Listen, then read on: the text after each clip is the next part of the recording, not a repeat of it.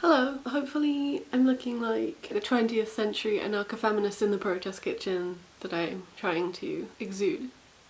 So today I just thought I would do my April, reading wrap up. Also, before I start, I'm actually wearing the jumper that I was knitting, and at some other point I might actually show you. Just this side that has the beads. So it's finished. Well, it's almost finished. I mean, I've been knitting and re-knitting some ribbing that will go on here, but also I can't actually decide if I want it to over and over again.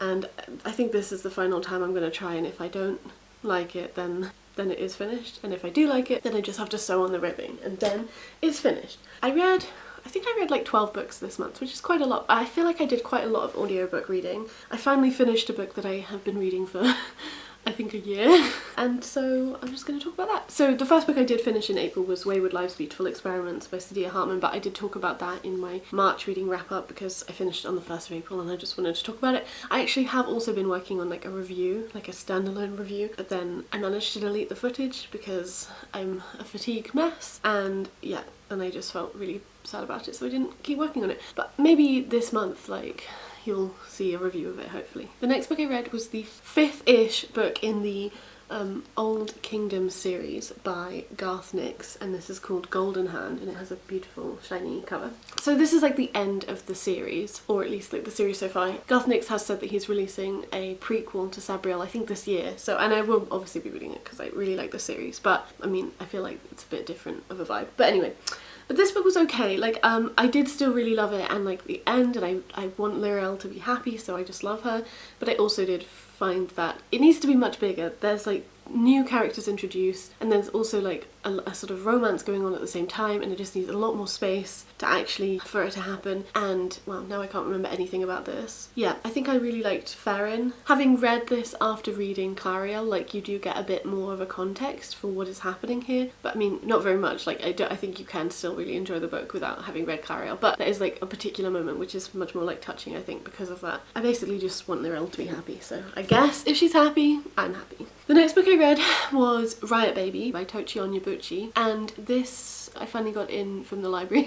It's a novella, and it's very intense and quite violent, and a lot about the racist incarceration system in America. It's specifically about these two siblings, and one of them, Ella, I think, she has sort of some powers, and almost prophetic powers, but they're quite intense and bodily for her, and it's all quite scary. But then the main character really is her brother, or at least he's the one who's kind of telling the story, I think, and it's kind of about him growing up and their relationship, and it's about what happens to him. And yeah, it's just very intense. It's a very unflinching portrayal of the reality of prison and prison life for people. I think it was really good. It was also quite difficult to read at points, and yeah, and it covers a lot of ground as well. My camera cut me off, so I have no idea what I was saying, so I'm just going to move on. So the next 2 books I read were from this bind-up of 4 books that I have, which is the first 4 books in the Earthsea series by Ursula K. Le Guin, and I thought they were both brilliant. I really think it's such a shame that this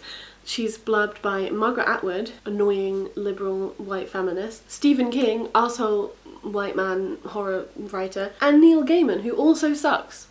So I also feel there's a very particular kind of snobbery going on with those quotes, where they didn't take people who were actual fantasy writers. I guess Neil Gaiman is maybe, but you know, because they needed literary fiction writers to give her the stamp of approval so you know she's good, you know, fuck that. Anyway, so yeah, I read the first, so basically last year I read Tahani, which is the 4th in this. And the reason I'm mentioning it is just because I think that really massively affected and elevated my reading experience of the 2 books that I read now, because I've already met Ged and Tenar, and I've also kind of seen their development. I've read Ursula K. Le Guin at her most feminist and also kind of most wondrous, at least in my experience so far, in that book. So that some people made some comments about the 2 books I have read, especially the second one, having kind of outdated gender norms and stuff, but I personally didn't really notice because I was reading it as a story of Ged and Tenar, who are these 2 people that I know intimately already, and I was imagining it more in the context of youth rather than in the context of gender, to be honest. Plus Ged's obviously butch, so that makes him valid.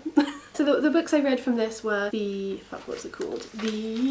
A Wizard of Earthsea, which is the first one, and The Tombs of Atuan, which is the second one. I'm pretty sure I enjoyed The Tombs of Atuan more because it was more centered on like a young girl and like her life, and there was some interesting stuff about kind of like religion and gods-ish in there, which I really enjoyed. I think the way Ursula K. Le Guin writes is very descriptive and very vivid, and I really like that. Yeah, I just find her work really inspiring. I think maybe one thing that I don't like so much is the way that she uses blackness as a kind of evil, especially in the first one, I think. But at the same time, like, you do come to, there's an appreciation for like shadow in a way that is quite beautiful, I guess. So yeah, I'm excited to read the third one and also the rest of the series. Next, I read this poetry collection by Anne Boyer called Garments Against Women. I'm not really sure what to say about it. I mostly read it for, there's a poem that I have read parts of already called Sewing. There's a poem called Sewing, and I read parts of it which I just loved, and it talks about Emma Goldman, and it's like a sort of Marxist feminist representation of sewing and what it means to make clothing, what it means to make fabric, what it means to spend hours pouring your life into garments. But I didn't find the rest of the poems to be particularly enjoyable, which I think is a shame. And to be honest, I think I prefer Anne Boyer's like non-fiction writing than I do her poetry. I mean, I haven't read that much of it, but like what I've read so far, I feel like maybe I enjoy more her non-fiction type stuff. The next thing I read was Tori Peters' novella Infect Your Friends and Loved Ones, which is interesting. It's interesting to read around now, and it's about a plague that stopped people from being able to produce their own hormones. So in the future, kind of like everybody is trans, they can't create their own hormones, so they have to cultivate it outside of their own bodies, which is interesting. And it's a lot about kind of like T for T stuff, which is trans for trans. I enjoyed it, but I also found it a bit gross, and it's also kind of weird to be reading during a pandemic, so yeah.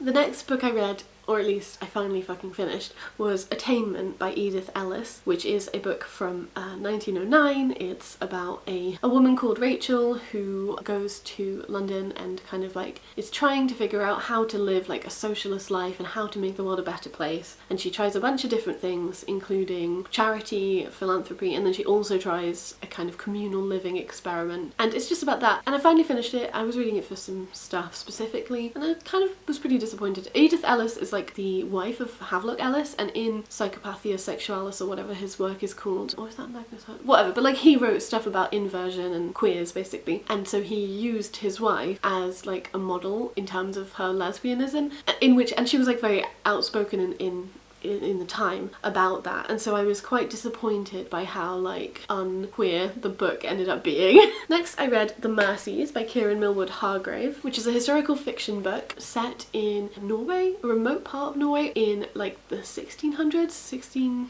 I want to say 1640s, but might be 1620s. It's a very slow and kind of atmospheric book. I actually listened to it whilst I was working on a puzzle most of the time, so that was actually a really nice kind of, not quite meditative, but I can't think of another word, like almost like ambient experience. I read it in part because I've wanted to read some Kieran Millwood Hargrave for a while, but I feel like she's released loads of books in the time that she sort of debuted. I've never really known where to start, and then this book was longlisted for the Dulac Prize, I'm pretty sure, and so that kind of also like pushed me to actually read it. It's about witch trials as well. I think one thing, and it is queer, and I really liked the queer part of it, of course. I think there are some tropes that it falls into with like queer women historical fiction, where it's like there's a kind of like upper class woman and she's quite helpless, and then there's a working class like wonderful girl who comes in and helps her and falls in love with her. I mean, that's obviously still like very sweet. It's a lot about violence against women. It's also about violence against Sami people. Obviously, like, I'm not an Own Voices reviewer, but I feel like the way that Sami life was considered alongside non-Sami life in Norway was quite like sensitive, and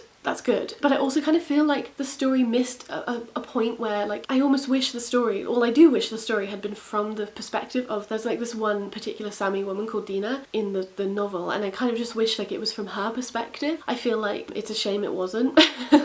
Yeah, I really enjoyed it. I think I gave it like 4.5 stars. I think if you really like sort of slow character based historical fiction, this is for you. The next book I read was A Musical Offering by Louisa Gasti, which is on the Republic of Consciousness shortlist, which I'm reading with Amanda from Butch Poetics. A Musical Offering is pretty short. It's translated by Fionn Petch from the Spanish, and it is about music, as the title would suggest. It's a lot about Bach and Goldberg variations and place and kind of politics too, like Nazism and the Second World War at points, and it's very like fragmentary and it goes in different places. I really like the beginning bit about insomnia because I'm an insomniac. I also really like the Great Organ of Himmelheim. There was like one section that I really liked. I didn't not enjoy this, but it was just kind of like fine. There were like a few moments where I felt like the writing was really nice or like a particular idea was expressed really well, but overall like I had a fragmentary experience with the book as well as it being in fragments or in quite sort of distinct sections. I guess it's also about the way that music holds space for violence and resilience. I think I might like give this to my mum though and see if she likes it because she loves music. So the next book I read was Spinning Silver by Naomi Novik, and this was one of my favourites of the month. I'm going to tell you 3 things that I didn't like about it just because it's kind of like easier to say that and then I basically love the rest of it. The first thing is that I didn't like how it's not queer, and it should be. It's like very clear. There are 2 girls in this, women in this, who are like super obviously like perfect for each other and they aren't together and like it's not queer, and I think there's like literally only one character who's queer and you know he's the side character and an arsehole. I think that's a shame. I think that makes the story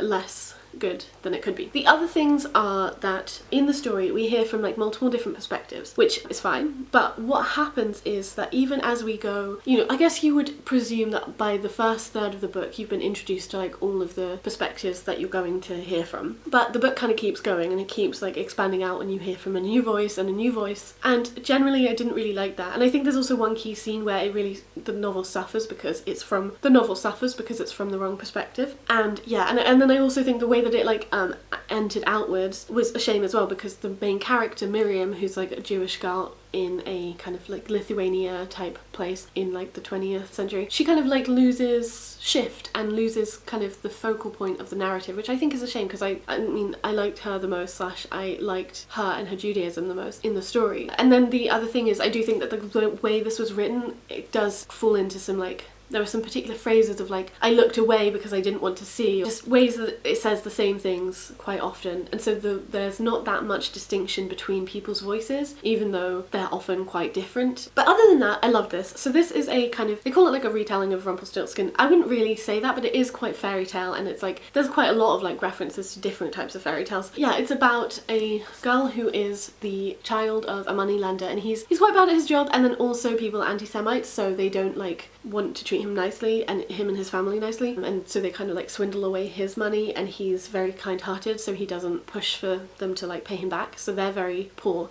and that's how they start. And so she begins to collect the money, and this is another quite slow, character-focused book. The way that the sort of magic system involves Judaism was like something that gave me so much joy and made me cry so much. It was just super meaningful. This is also a book that is very much about misogyny. It's just like very heavily about the way that women are treated, especially at the beginning. I felt kind of like, I don't really believe that like money exists, so the fact that like this was all, obviously it does exist, but as in like it shouldn't exist. But you know, obviously like anti-Semitism is real and hunger is real, and so I felt like a kind of tug and turn at the same time in terms of the narrative for me, because you know, like I don't really want to read about characters just getting rich, like that's not what I want to read about, but then this isn't a story where that's what happens. I mean, it's a complicated story. I still just absolutely adored it. I love Wanda super a lot. I think she's wonderful, and Irina and Miriam, and yeah, I think that's also maybe it as well. Like when they introduce more of the perspectives, there's actually like then less, like they introduce more men's and boys' voices. Oh, the other thing I wanted to say as well, I mean this is something I think it does quite well in terms of like the way that like domestic violence and just like familial abuse affects you and affects your home. There's domestic violence specifically in Wanda's life experience, and so it's quite hard to read at points, and yeah, so like there's also a way that like the violence against women and the violence against children are completely correlated because they're quite similar and they happen for similar reasons. So that's that. I feel like I didn't really do very well in telling you that I loved it, but I really loved it. Like a lot. It's really good. And the final book that I read in April was A Spoonful of Sugar by Robin Stevens, which is the 5th, I believe? 6th in the A Murder Most Unladylike series. And this one is actually interesting because it's set in Hong Kong, which is where Hazel is from. And so she goes home to visit her family because her grandpa has died. And of course Daisy comes along, and of course trouble ensues. I enjoyed it. I think it's, yeah, so it's set in kind of like 1930s Hong Kong, which is an interesting setting. And and I liked the way that Hazel has developed as a character. Yeah, I won't talk about it much because it's literally the 6th book in the series, but yeah, that's that. Also, my camera is dying, so yeah. Is there anything else I wanted to say? I feel like there is, but you know, beep beep.